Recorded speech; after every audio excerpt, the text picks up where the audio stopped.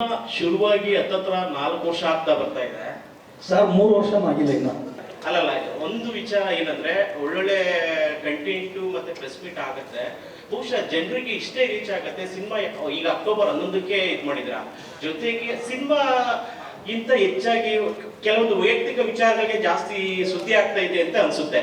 ಬಹುಶಃ ಇತ್ತೀಚೆಗೆ ನೀವು ನೋಡ್ಬೋದು, ಈಗ ನೀವೇ ಅದನ್ನೇ ಗ್ರಾಫಿಕ್ಸ್ ವಿಚಾರಕ್ಕೆ ಸಂಬಂಧಪಟ್ಟಂಗೆ ಅದು ಏನಾಯ್ತು, ಎಲ್ಲಿವರೆಗೂ ಬಂತು, ಅದು ನಿಮ್ಗೆ ನ್ಯಾಯ ಸಿಗ್ತಾ ಹೇಗೆ? ಸರ್, ಇವತ್ತು ಈ ವೇದಿಕೆಗೆ ಬಂದಿರೋದು ನಾವು ಈ ಇಂಟರ್ನ್ಯಾಷನಲ್ ಪ್ರೆಸ್ ಮೀಟ್ ಬಗ್ಗೆ ಮಾತಾಡಕ್ಕೆ, ಆಯ್ತಾ? ಇದು ಹಿಂದೆನೆ ನಾನು ಬಹಳಷ್ಟು ಕಡೆ ಜನರಿಗೆ ಹೇಳಿದ್ದೀನಿ. ಇಲ್ಲ ಮೇಹ್ತಾ ಸರ್, ಒಂದು ನಿಮಿಷ ನಾನು ಹೇಳ್ಬಿಡ್ತೀನಿ ನಿಮ್ಮ ಕ್ವಶನ್ಗೆ. ನಾನು ಇದು ನಮ್ಮ ಸಿನಿಮಾದು ಗ್ರಾಫಿಕ್ಸ್ ಕೆಲಸದ ಮೇಲೆ ನಾನು FIR ಮಾಡಿಸಿದ್ದೆ. ಅವ್ರನ್ನ ಕರ್ಕೊಂಡ್ಬಂದು ಅರೆಸ್ಟ್ ಮಾಡಿದ್ದಾರೆ ಅನ್ನೋ ವಿಚಾರ ಈಗ ಆಲ್ರೆಡಿ ಎಲ್ಲರಿಗೂ ಗೊತ್ತಿದೆ. ಡಿಲೇ ಆಗಕ್ಕೆ ಅದು ಒಂದು ಕಾರಣ ನಮ್ಮ ಸಿನಿಮಾಗೆ. ಯಾಕಂದರೆ ಅವರು ಇನ್ ಟೈಮ್ ನಮಗೆ ಕೆಲಸ ಮಾಡದೆ ಹೋಗಿದ್ರು. ಸೊ ಹಂಗಾಗಿ ಅದರಿಂದ ನಮಗೆ ಒಂದು 6 ತಿಂಗಳು ಲೇಟ್ ಆಯಿತು ಸಿನಿಮಾ. ಇಲ್ಲ, ನೀವು ಇಂಟರ್ನ್ಯಾಷನಲ್ ಲೆವೆಲಲ್ಲಿ ಪ್ರೆಸ್ ಮೀಟ್ ಮಾಡ್ತಿರೋದು ನಮ್ಗೆ ಖುಷಿನೇ. ಯಾಕೆಂದರೆ ಕನ್ನಡದಿಂದ ಈ ಥರದೊಂದು ಸಿನಿಮಾ ಆಗ್ತಾ ಇದೆ ಅಂದಾಗ ಎಲ್ಲರೂ ಹೆಮ್ಮೆ ಪಡುವಂಥ ವಿಚಾರ. ಆದರೆ ಕೆಲವೊಂದು ವಿಚಾರಕ್ಕೆ ಹೆಚ್ಚಾಗಿ ಈ ಥರ ಸುದ್ದಿಗಳಿಗೆ, ಈಗ ರೀಸೆಂಟ್ ಆಗಿ ಲಾಸ್ಟ್ ಟೈಮು ಯಾರೋ ಟೀಸರ್ ಬಿಟ್ಟಾಗ ಟೀಸರ್ ಯಾಕೆ ಆಗೋಯ್ತು ಅಂತ ಒಂದು ಇದಾಯಿತು. ಸೊ ಇತ್ತೀಚೆಗೆ ಕೆಲವೊಂದು ನಿಮ್ಮ ಮತ್ತೆ ನಿರ್ದೇಶಕರ ಮಧ್ಯೆ ಒಂದು ಸ್ವಲ್ಪ ಮನಸ್ತಾಪ ಉಂಟಾಗಿತ್ತು. ಸರ್, ಈಗ ಇದನ್ನೆಲ್ಲ ಮೊನ್ನೆ ಕೂಡ ನನಗೆ ಯಾರೋ ಫೋನ್ ಮಾಡಿ ಹೇಳಿದ್ರು. ನಾನು ಇಂಡಿಯಾಗೆ ಬಂದಿದ್ದು ನಿನ್ನೆ.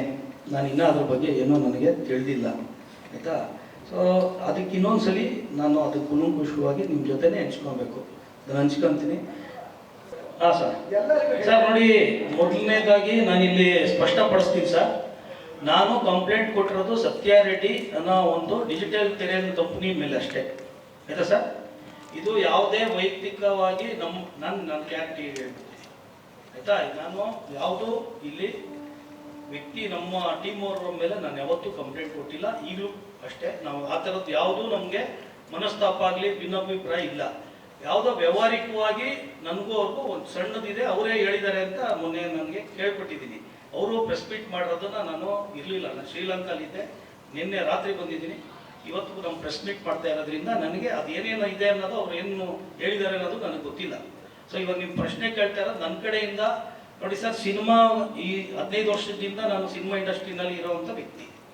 ಇಲ್ಲಿವರೆಗೂ ನಾನು ಒಂದು ಕಾಂಟ್ರವರ್ಸಿ ನಂದಿಲ್ಲ, ಆಯಿತಾ? ನಾನು ಪ್ಯಾಷನೇಟ್ ಆಗಿ ಸಿನಿಮಾ ಮಾಡ್ತೀನಿ. ವೃತ್ತಿ ನಾನು ಇಲ್ಲಿ ಲಾಭಕ್ಕಾಗಲಿ ಇನ್ನೊಂದಕ್ಕಾಗಲಿ ಅಲ್ಲ, ಒಂದು ಒಳ್ಳೆ ಸಿನಿಮಾ ಮಾಡಬೇಕು ಅಂತ ನನ್ನ ಒಂದು ಇದನ್ನು ಆಯ್ಕೆ ಮಾಡ್ಕೊಂಡಿರೋದು. ಇಲ್ಲಿವರೆಗೂ ಮಾಡಿರೋ ಸಿನಿಮಾಗಳು ಕೂಡ ನನಗೆ ಅಂಥವೇ ಇರೋದು. ಒಬ್ಬರ ಜೊತೆನೂ ನಾನು ಕಾಂಟ್ರವರ್ಸಿನಲ್ಲಿ ಇಲ್ಲ. ಹಿಂದಿನ ಸಿನಿಮಾಗಳಲ್ಲೂ ಅಂತೂ ಇಲ್ಲಿವರೆಗೂ ನನ್ನ ಟ್ರ್ಯಾಕ್ ರೆಕಾರ್ಡ್ ನೋಡಿ, ಆಯಿತಾ ಸರ್? ಇದರಲ್ಲೂ ಇಲ್ಲ.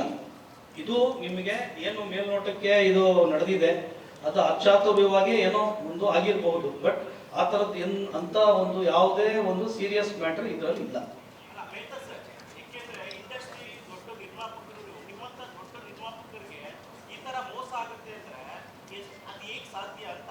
ಸರ್, ಈಗ ಒಂದು ಕಂಪ್ನಿನ ಟ್ರಸ್ಟ್ ಮಾಡಿ ಕೊಟ್ಟಾಗ ಅವರು ಅರ್ಧ ಕೆಲಸ ಮಾಡಿ ಬಿಟ್ಟು ಹೋದಾಗ ಯಾರು ಇವಾಗ ನಾವು ನಿರೀಕ್ಷೆ ಮಾಡಿರಲಿಲ್ಲ.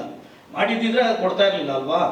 ಸೊ ಇವತ್ತಿನ ದಿನ ಅದು ಆಕ್ಸಿಡೆಂಟ್ ಅನ್ಕೊಳ್ಳಿ. ಒಂದು ದಾರಿನಲ್ಲಿ ಹೋಗ್ತಾ ಇರ್ಬೇಕಾದ್ರೆ ನಮ್ಗೆ ಗೊತ್ತಿರುತ್ತೆ, ನಾವು ರೈಟ್ ರೂಟಲ್ಲಿ ಹೋಗ್ತಾ ಇದೀವಿ ಅನ್ಕೊಂಡೆ ಹೋಗ್ತೀವಿ. ಸಡನ್ ಆಗಿ ಏನಾರು ಅಡ್ಡ ಬಂದು ಹೊಡೋದ್ರೆ ಏನು, ಇಟ್ ಈಸ್ ಎಕ್ಸ್ಪೀರಿಯನ್ಸ್ ಇಲ್ಲಿ ಏನು ಕೆಲಸ ಮಾಡಲ್ಲ ಸರ್. ಟೈಮು ಲಕ್ಕು ಒಂದೊಂದ್ಸಲಿ ಬ್ಯಾಡ್ ಲಕ್ ಅನ್ನೋದು ಇರುತ್ತೆ.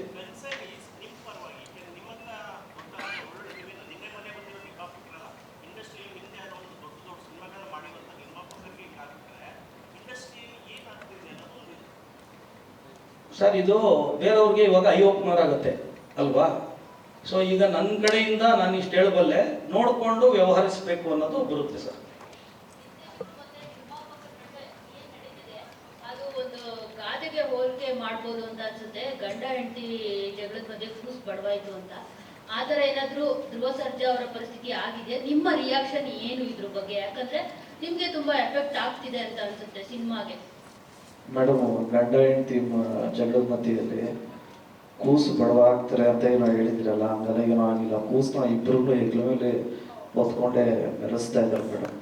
5ನೇ ತಾರೀಕು ಗೊತ್ತಾಗುತ್ತೆ.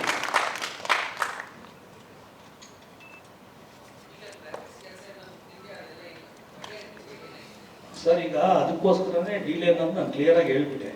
ಡಿಸೆಂಬರ್ ತಿಂಗಳಲ್ಲಿ ಅವರು ಹೊರಟೋಗ್ತಾರೆ. ಡಿಸೆಂಬರಿಂದ ನಮ್ಮದು ಮಾರ್ಚಲ್ಲಿ ರಿಲೀಸ್ ಇರುತ್ತೆ. ಮಾರ್ಚಲ್ಲಿ ಮಾಡಬೇಕು ಅಂತ ಅಂದ್ಕೊಂಡಿರ್ತೀವಿ, ಅವರು ನಮಗೆ ಡೆಲಿವರ್ ಮಾಡಲ್ಲ. ಹಂಗಾಗಿ ನನಗೆ ಬೇರೆ ಕಂಪ್ನಿಗಳು ಇವಾಗ 16 ಕಂಪ್ನಿ ಕೆಲಸ ಮಾಡ್ತಾ ಇದೆ, ಆಯಿತಾ. ಅದರಿಂದ ನಮ್ಮ ರಿಲೀಸ್ ಡೇಟ್ ಅಕ್ಟೋಬರ್ಗೆ ಹಾಕ್ಕೊಂಡಿದ್ದು. ಇದು ಕ್ಲಾರಿಟಿ.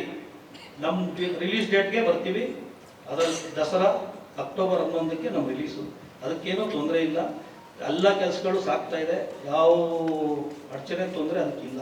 CG ಕೆಲಸಗಳು ಸಂಪೂರ್ಣವಾಗಿ ಕಂಪ್ಲೀಟ್ಲಿ ಅಂಡರ್ ಕಂಟ್ರೋಲಲ್ಲಿ ದಿನ ಸೂಪರ್ವೈಸ್ ಆಗ್ತಾ ಇದೆ. ಆಮೇಲೆ ಒಳ್ಳೊಳ್ಳೆ ಕಂಪ್ನಿ ಮಾಡ್ತಾ ಇದೆ.